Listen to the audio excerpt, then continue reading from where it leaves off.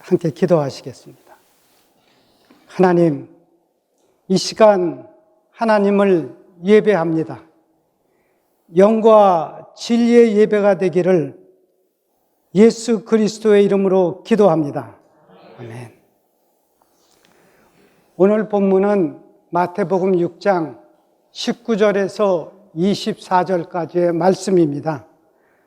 말씀 제목을 자존심과 자존감 이렇게 정해봤습니다.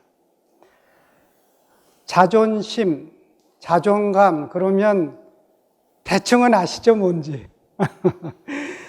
근데 오늘은 이 광고서부터 우리가 이학권 성도님을 좀 곤란하게 만들었는데 제가 오프닝으로 또 한 번 곤란하게 만들려고 그럽니다. 만약입니다. 이학권 성도님이 은퇴하셨는데, 야, 이것들이 내가 은퇴했다고 날 무시하네? 괘씸한 것들이네? 만약에 그렇게 마음으로 생각하셨다면, 그거는 자존감의 발로일까요? 자존심의 발로일까요? 인심을 많이 잃으셨군요. 잘 아시는 대로 자존심은 남에게서 자기에 대한 존경을 구걸하는 겁니다. 만약에 구걸함이 거부당하면 화가 나죠. 왜냐? 자존심은 자기 욕망의 한 부분입니다. 그러니까 자존심의 주체는 남입니다. 나가 아니고. 반면에 자존감은 스스로 존중하고 사랑하는 느낌입니다. 초월의 한 부분이고 자존감의 주체는 나입니다. 우리가 자존심과 자존감은 나중에 잠시 후에 다시 한번 나누겠습니다. 오늘 본문은 저희 스스로에게 돈에 대한 질문을 하게 합니다. 하루도 빼놓지 않고 만지는 친숙한 돈, 저희에게는 실제입니다. 그런데 한 번도 질문을 던져본 적이 없는 돈, 이제 우리 함께 정리해 보십시다. 오늘 본문 말씀은 상당히 중요한 본문 말씀입니다. 저에게. 그래서 우리가 한 절 한 절 같이 보면서 한번 리뷰를 해보겠습니다. 19절, 너희를 위하여 보물을 땅에 쌓아두지 말라. 거기는 좀과 동록이 해하며 도둑이 구멍을 뚫고 도둑질하느니라. 20절, 오직 너희를 위하여 보물을 하늘에 쌓아두라. 거기는 좀이나 동록이 해하지 못하며 도둑이 구멍을 뚫지도 못하고 도둑질도 못하느니라. 왜 땅에 보물을 쌓아둘까요? 여러 가지 이유가 있겠죠. 미래가 불안하니까 쌓아두는 사람도 있을 테고요. 작게는 남들에게 무시받지 않으려고 쌓아두는 경우도 있겠죠. 저와 같은 경우에는 이 경우입니다. 많이 쌓아둔 사람은 세상에서 특권을 누립니다. VIP 대접을 받고 또 그것을 당연한 베네핏이라고 그것을 즐기죠. 세상은 돈 있는 사람을 붕 뜨게 대접합니다. 비행기의 1등석을 생각해 보시면 어느 정도 감을 잡을 것입니다. 그 중심에는 사람에게 보이려는 단절된 모습의 세상 가치가 자리하고 있습니다. 돈을 쌓아두려는 이유는 많겠지만 나만을 위한 단절의 모습이 그 중심에 흐르고 있습니다. 21절을 보겠습니다. 내 보물이 있는 그곳에는 내 마음도 있느니라. 저는 이 말씀에 제가 한참 동안 제가 멈추어 섰습니다. 아하의 모멘트였습니다. 저에게는. 주님께서는 이 말씀을 하시고 싶으셨구나. 이 말씀은 보물에 대한 말씀이 아니고 중심, 가슴에 대한 말씀이구나. 내 가슴이 땅에 보물이 있는가? 아니면 하늘에 보물이 있는가를 나한테 묻고 계시는구나. 즉, 돈인가 하나님인가? 하나님과 돈은 서로 배타적입니다. 구원은 하늘 중심의 삶과 땅 중심의 삶으로 선명하게 갈라집니다. 즉, 우리 하나님교회 표현으로 하면 하나됨으로 사느냐 아니면 단절로 사느냐로 나눕니다. 22절, 23절을 같이 보시겠습니다. 눈은 온몸이 밝을 것이요 눈이 나쁘면 온몸이 어두울 것이니 그러므로 내게 있는 빛이 어두우면 그 어둠이 얼마나 더하겠느냐. 성한 눈과 나쁜 눈, 분명히 서로 다른 것을 보겠죠. 아니, 설사 같은 것을 본다고 해도 다르게 보이겠죠. 두 절의 그 말씀은 밝음의 삶과 어둠의 밝음을 빼앗겨버린 삶으로 정리해 볼 수 있겠죠. 어두움에서 밝음을 보면 더 잘 보일 텐데 안 봐요. 왜 안 볼까요? 내 것에 대한 욕심 때문이겠죠. 거기에 눈이 멀어서 안 보입니다. 마태 사도는 눈에 종교인들의 눈이 이런 눈이 아니었을까 그렇게 생각해 봅니다. 빛이 어두우면 그 어두움이 얼마나 더하겠느냐. 저는 이 말씀을 묵상하시면서 요한복음 1장 5절의 말씀이 떠올랐습니다. 빛이 어둠에 빛이 돼 어두움이 깨닫지 못하더라. 저희가 시작 부분에서 나누었던 자존감과 자존심으로 표현한다면 자존감을 피우는 삶을 밝은 삶, 반면에 자존심을 세우려는 삶은 분명코 누구도 원치 않는 어두운 삶일 것입니다.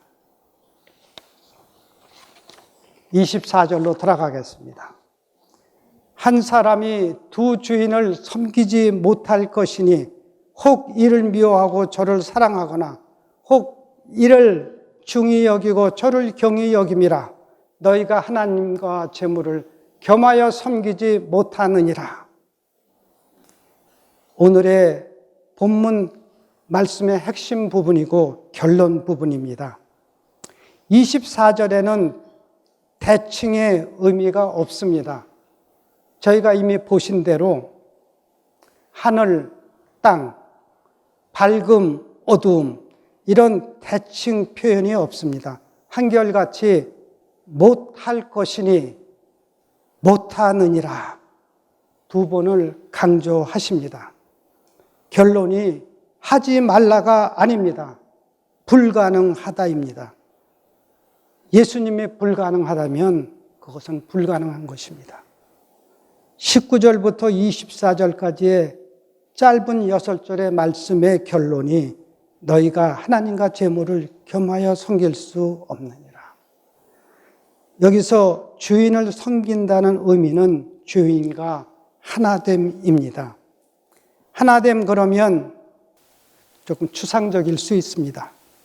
실제적인 표현으로 한다면 감정화입니다.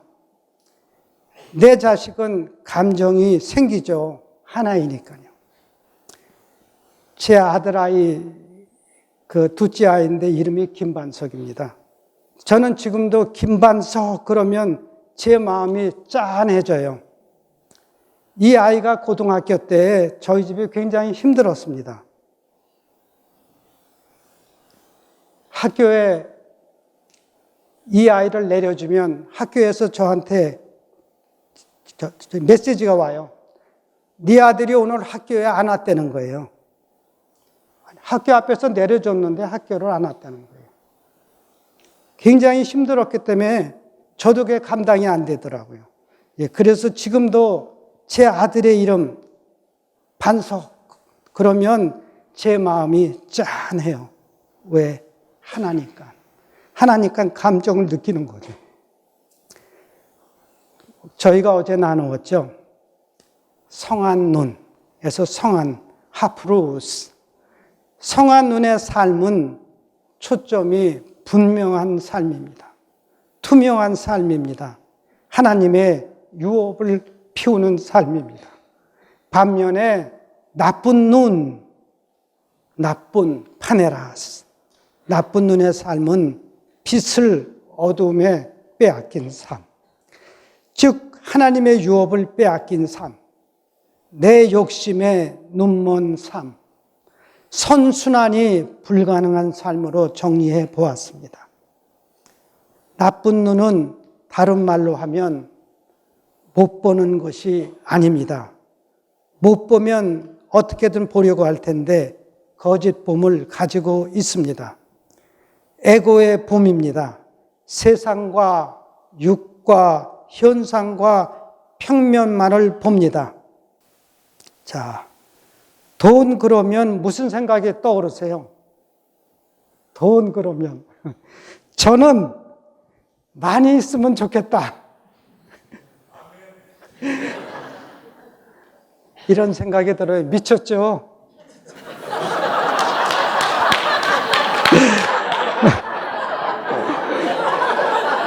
아니요, 제가 미쳤다는 겁니다. 저분이 미쳤다는 게 아니고.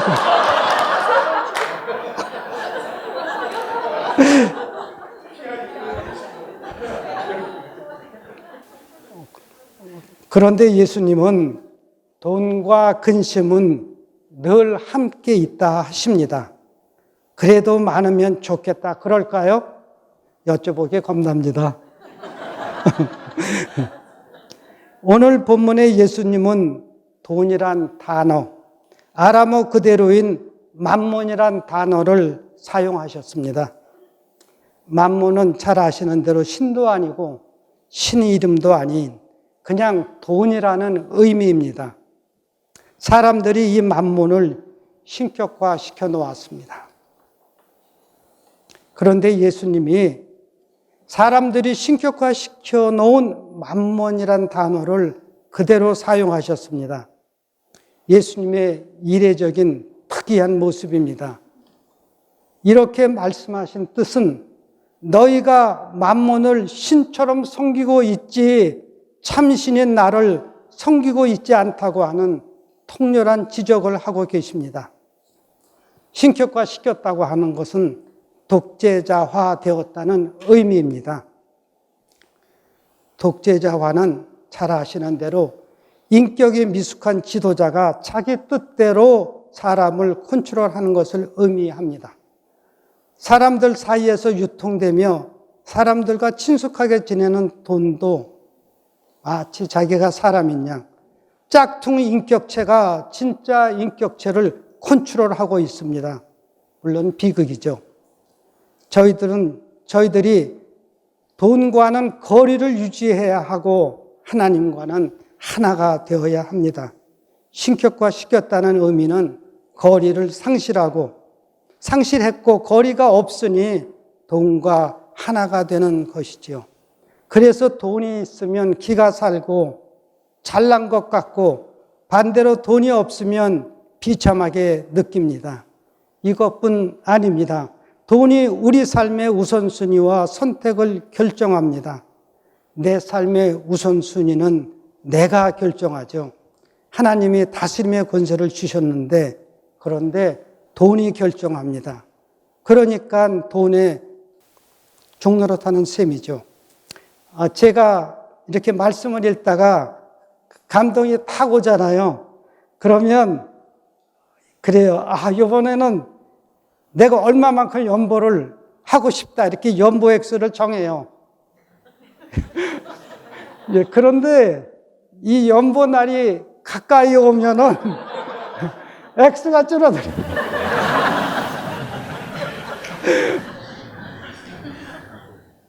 참 못 말립니다. 오늘 예수님은 본문 말씀을 통해서 세 가지를 강조하십니다. 첫 번째는 구원입니다. 잘 아시는 대로 구원은 하나님과 단절되었던 곳에서 하나가 되는 거죠.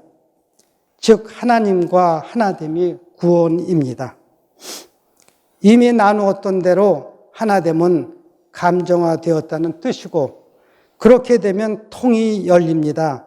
통이 열렸을 때 비로소 안타까움이 피어납니다. 자식에 대해서는 안타까움이 생기죠. 잘 되면 잘 된 대로, 그렇지 못하면 그렇지 못한 대로 안타까움이 생깁니다. 하나님도 저희를 향하여 말할 수 없는 안타까움이 있으세요. 문제는 저희에게 하나님을 향한 안타까움이 없다는 것입니다.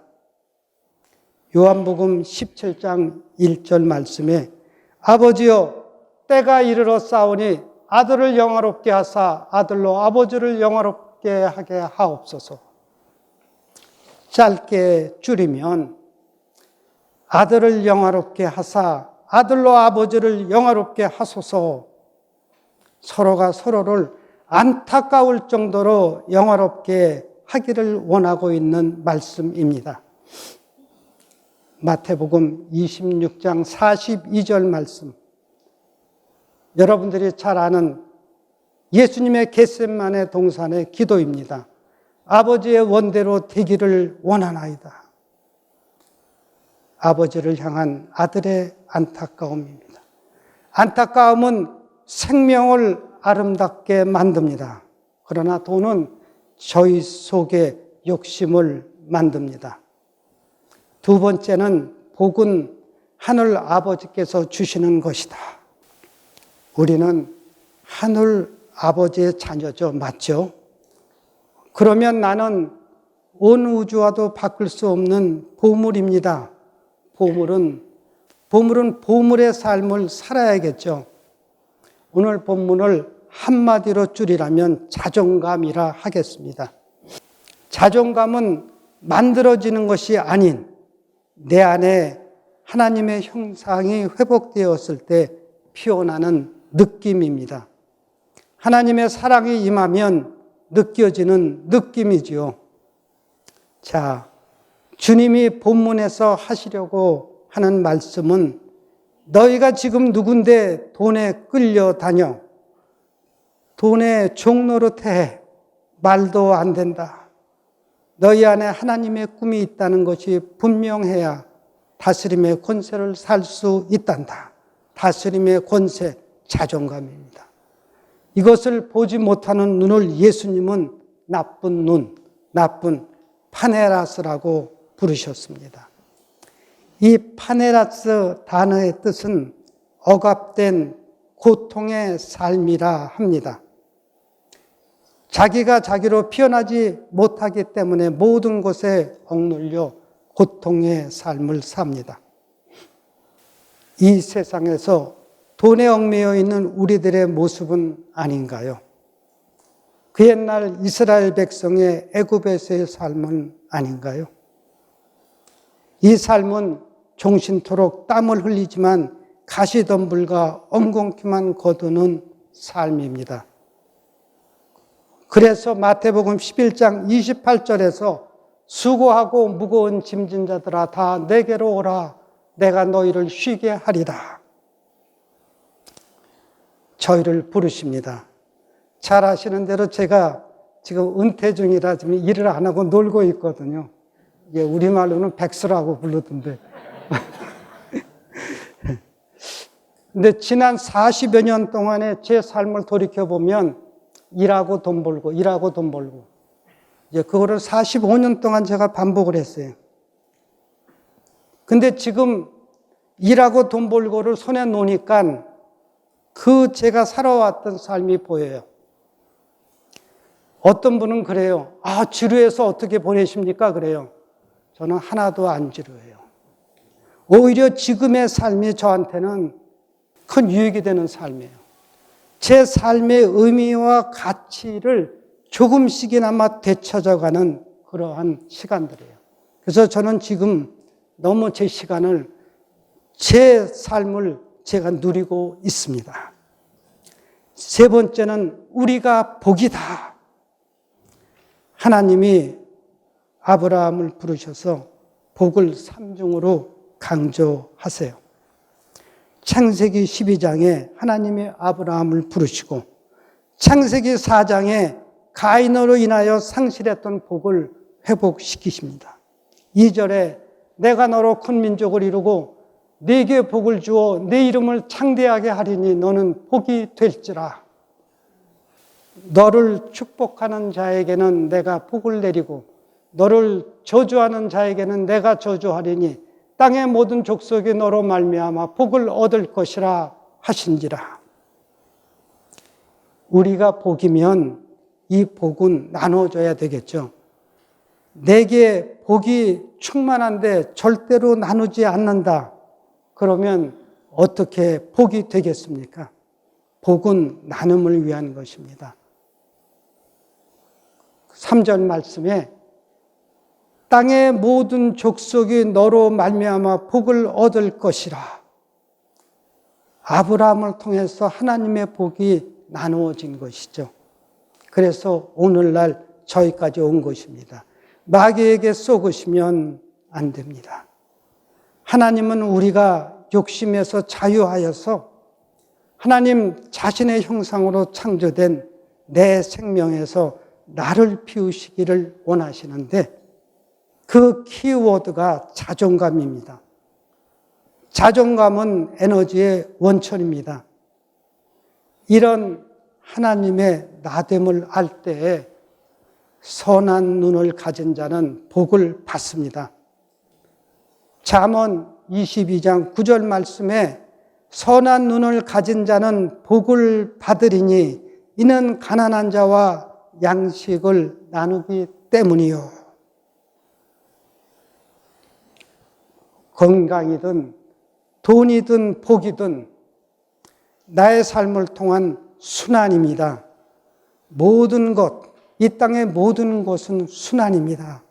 그런데 들어오기만 하고 내게서 나가지 않는다? 그러면 사실 큰일 나는 것입니다. 저희가 자주 혹은 가끔 겪는 그 변비가 무엇입니까? 저희가 들어오는 대로 나갈 것은 당연히 나가야 되는데 잘 나가지 않을 경우에는 이런 현상이 생기지요. 잠언 28장 22절에는 악한 눈이 있는 자는 재물 얻기에만 급하고 빈궁이 자기에게로 임할 줄을 알지 못하느니라. 욕심의 눈이 멀면은 이웃이 안 보입니다. 이웃이 안 보일 뿐만 아니라 자기에게 무엇이 오는지도 못 봅니다. 신명기 15장 9절에도 내 형제를 악한 눈으로 바라보며 아무것도 주지 아니하면 그가 너를 여호와께 호소하리니 그것이 내게 죄가 되리라. 악한 눈의 결말은 하나님 앞에 죄입니다. 이렇게 저희가 말씀을 나누면 저희 모두는 압니다. 그런데 이 알은 알미 아닙니다. 알은 하나됨으로 삶으로 살 때에 알미 됩니다. 우리 하나님교회 표현으로는 야다. 아시지요? 풍문으로 들은 지식은 알미 아닙니다. 제 아이와 저는 서로 잘 모를 때도 있습니다. 그런데 압니다. 왜요? 하나인 생명이기 때문에 압니다. 눈이 나쁘면, 그 빛이 어두우면, 초점이 사라지면 선한 싸움 싸우고 나의 달려갈 길 마치고 믿음을 지켰으니 이 삶을 살지 못합니다.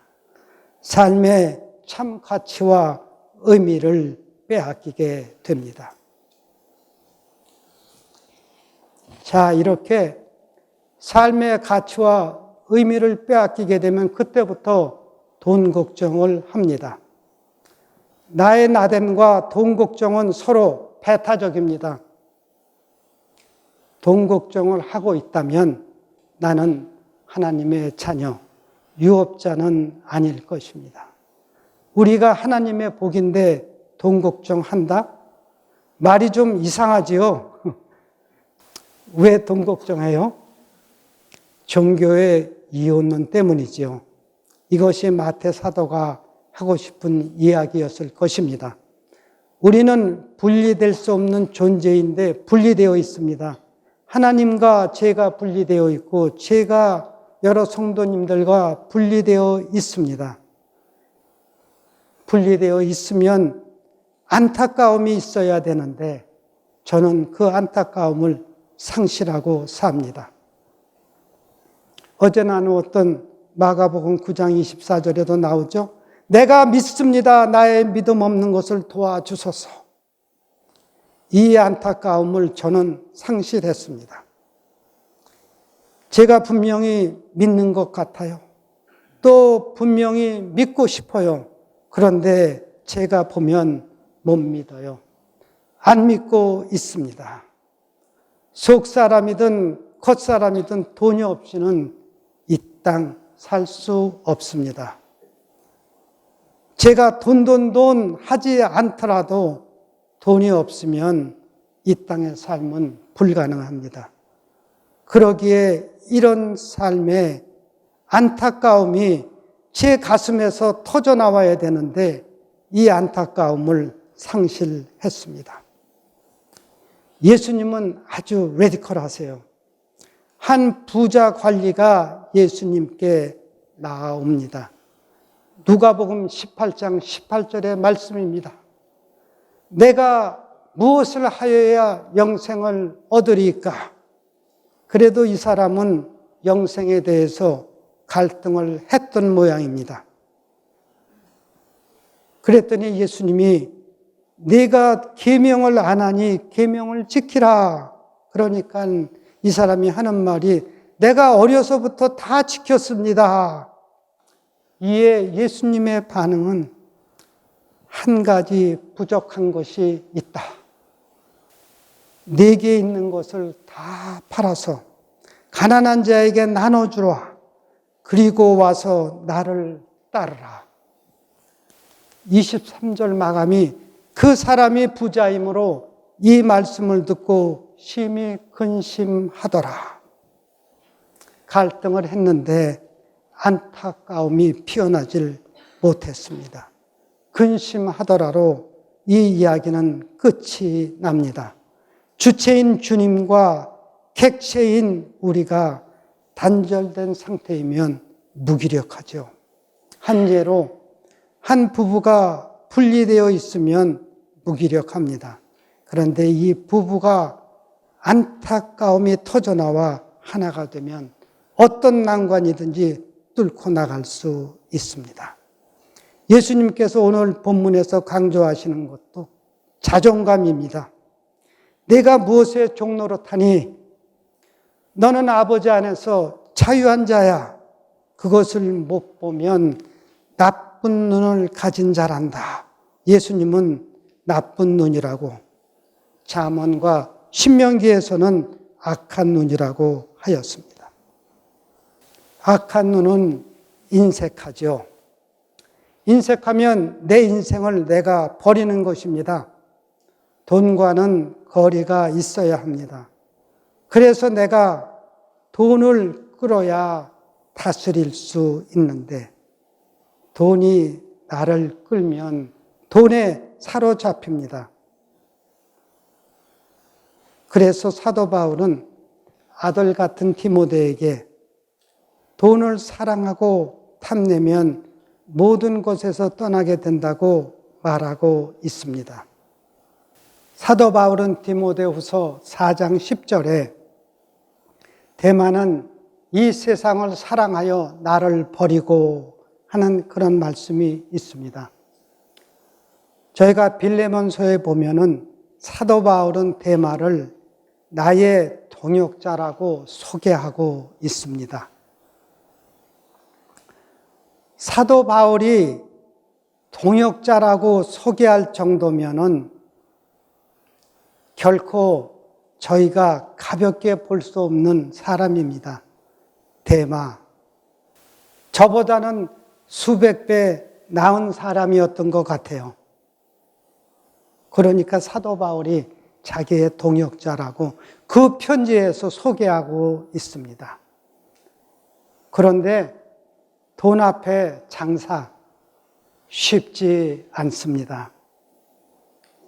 여기서 제 이야기 하나 나누겠습니다. 한 2년쯤 된 이야기입니다. 제가 제 사위에게 돈을 송금했습니다.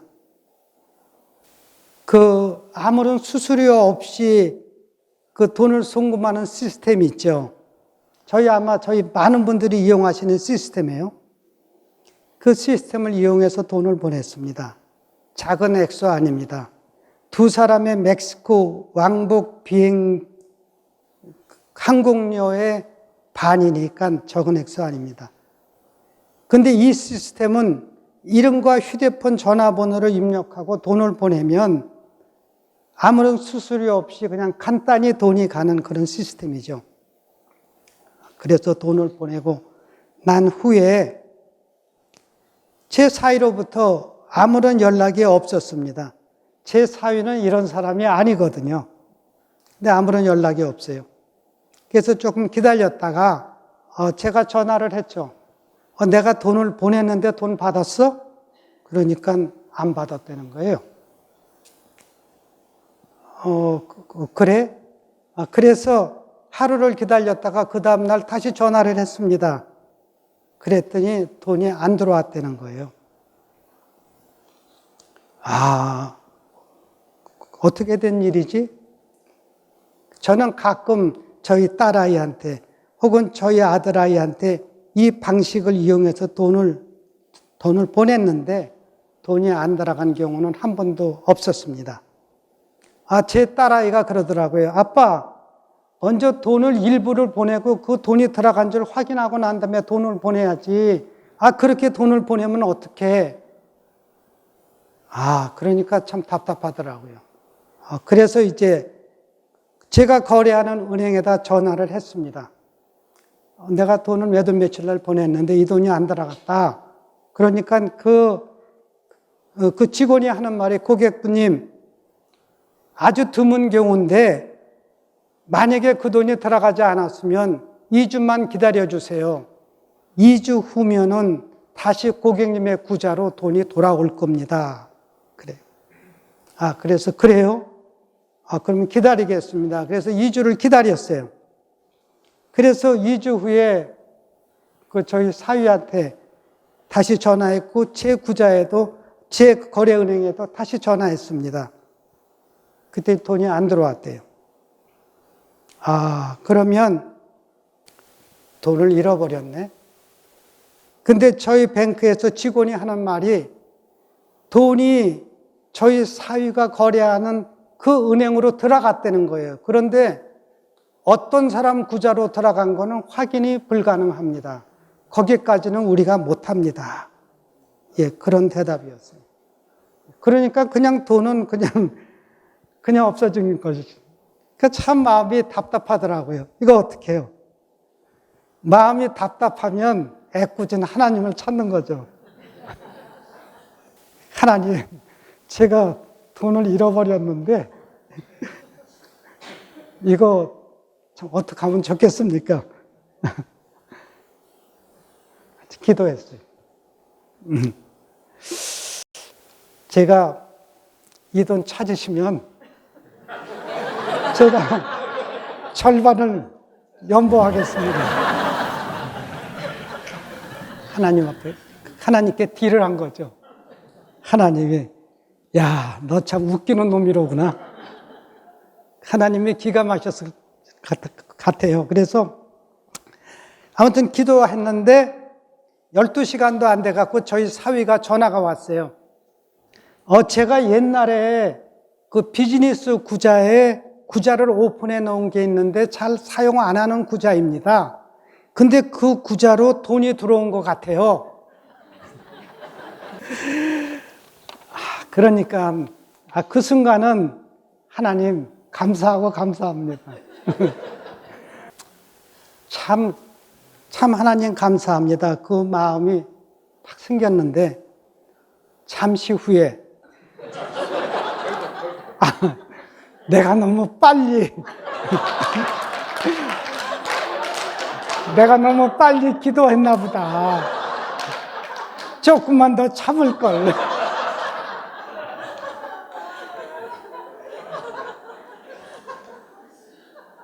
하나님이 받으셨을까요?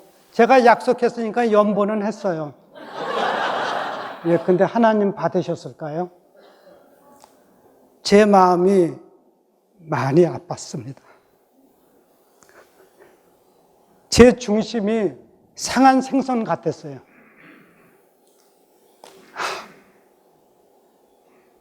물론 순간적이지만 내가 돈에 눈이 멀었구나. 파네라, 나쁜 눈의 모습입니다. 돈 앞에 저희 장사 못 됩니다. 그거 우리가 알아야 됩니다. 저희가 안타까움이 있어야 합니다. 자, 자존심과 자존감에 대해 나누면서 오늘 나눔을 마감하려고 합니다. 보물을 땅에 쌓아두려는 삶. 그래서 세상으로부터 중요한 인물이라는 인정도 받고 거기에 자신을 얽매고 있는 삶은 자신의 자존감을 피워내는 삶은 아닐 것입니다. 일단 자존감의 주체는 나입니다. 그래서 내가 나를 존중하고 사랑합니다. 그 무엇에 얽매여 있지 않습니다. 그야말로 높은 가치입니다. 그런데 자존심의 주체는 남입니다. 그래서 남의 눈, 남의 반응에 얽매여 있습니다. 남에게 존중을 구걸하는 것이죠. 자존심은 나를 추하게 만듭니다. 만약에 구걸해서 그 결과를 얻지 못하면 감정이 상하고 화가 납니다. 외식하는 자의 중심, 남에게 보이려는 자의 중심, 인색한 자가 자기 계산으로 나누려는 중심, 다 그 뿌리는 자존심입니다. 자존감은 우리 모두에게 감동을 줍니다. 오늘 주님이 오늘 메시지를 한 단어로 말씀하신다면 자존감의 회복일 것입니다.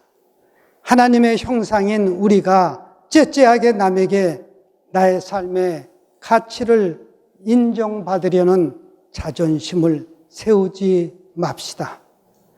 당당하게 나를 존중하고 사랑하는 느낌, 충만한 자존감이 높은 우리로 함께 가꾸어 가십시다. 우리 이 메시지를 기억하시면서 함께 기도하겠습니다.